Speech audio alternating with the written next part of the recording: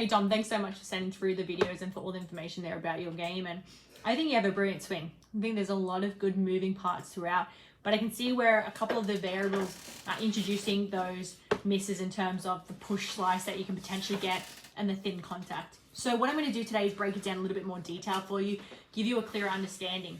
For me, it's not changing the swing all that much. It's fine tuning some of the elements that are already in there and get them working better for you. And I think that's really important to understand. Like we said, you're an 8 handicapper, you've been off 4 before, so you can obviously play the game, right? With the swing that you have, we just want to make it more reliable. Okay, so jumping straight into it, in terms of your setup, you don't set up directly behind the ball. Potentially that's something that you've been doing for a very long time, or maybe it's something new that you're trying to work on. I don't not like it. It's not that big of a deal to me. But what is, when we jump into the setup, is how far your backside sits outside your heel line. So think about it. If you started to push your backside back, all you're doing is moving a lot of the pressure into the back of the heels. Now there's 2 issues with that. One is that ideally, we would have pressure that's sitting more in the balls of the feet, and as you take the club back and you start to rotate and load the body, you'd start to move pressure back to the inside of that trail heel. However, you've already got a lot of your pressure sitting there. So now we're going to have a bit of an issue with the way that we move pressure in the swing. The second thing is that when our backside starts to sit that far outside our heel line, we're getting a lot of flexion there through the hips. Again, a lot of pressure sitting back. It's going to be very difficult for you to rotate your body correctly. All right, it's like if I said, hey, I want you to do a squat. And when you're as low as you can go in the squat, I want you to try and rotate your body. It's going to be very difficult, right? You're going to put a lot of pressure on your lower spine. There's going to be movements of you coming up out of the swing. Right, so it's just not a reliable setup position. There's going to have to be compensations made, and that's exactly what we see. So first things first, like I said, from face on, there's going to be a lack of rotation. You can really see it there, somewhat, your knees are moving where your left knee is working in, okay, and you're somewhat straightening that trail leg, but there's not much rotation, and we can see that because there's not much width in your swing, right? Hands are very close here to your thigh as you work up to, lead arm parallel there to the ground. There's not much room there between your sternum and your hands. Right, so you're lacking a lot of width in the swing, and that's coming because this isn't rotating correctly because of the way that the pressure was.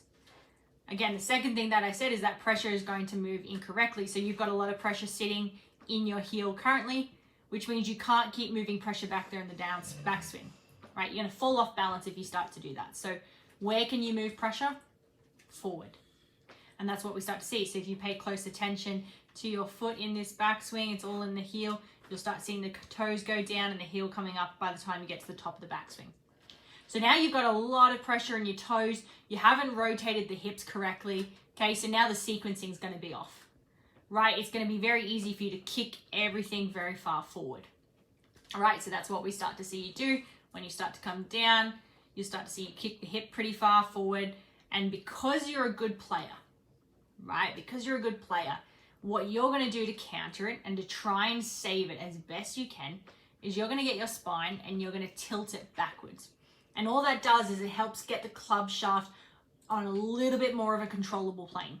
Because if you didn't and you just kept spinning your body out in this direction, you're going to see that club head get way out here. And when you do, that is when you're going to start to see these big slices. Matching you potentially trying to hold the face off, now you're going to get a push slice. Right? Now, like you said, it's probably not every shot that you're doing that, especially being off a 8 handicap. But when it comes in, it can be quite detrimental to the game. It's all about based on timing. So again, watching you from here, like I said, you're going to start to spin those hips out now, the sequencing off, hips unwind a little bit too early because we didn't load them correctly. We start to see more width now in your swing because your body is starting to slide in this direction.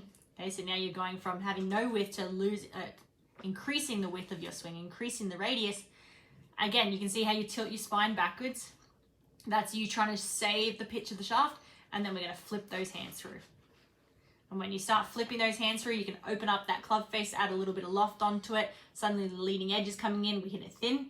Suddenly we've left the club face open, and depending on the timing of everything, your club head could be anywhere in this zone here.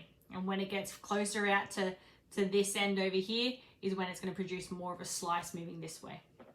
Right, so I know that's a lot of detail there, but really it was a ripple effect from your setup. You were in a setup position where you had to make compensations in the backswing. You weren't in a position where you can organize the club, meaning your rotations and your pressure correctly.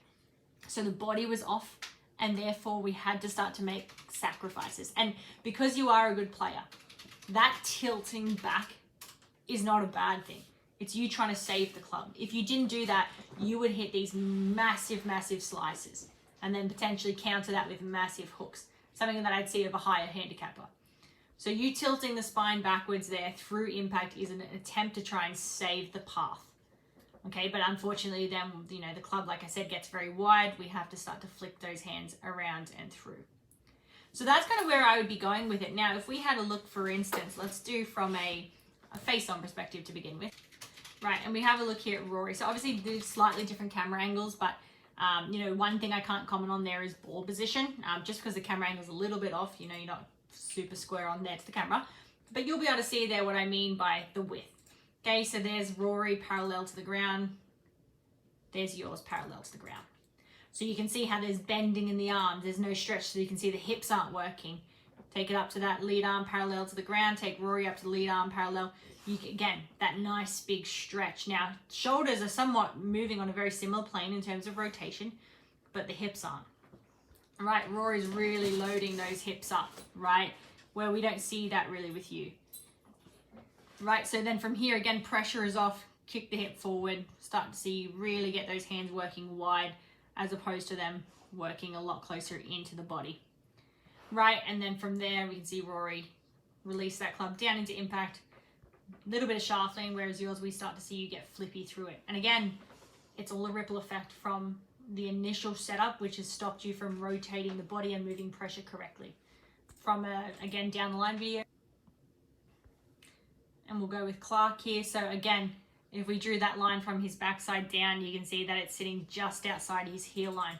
If we go from his armpits down, it goes there into the balls of his feet, knees are tucked behind.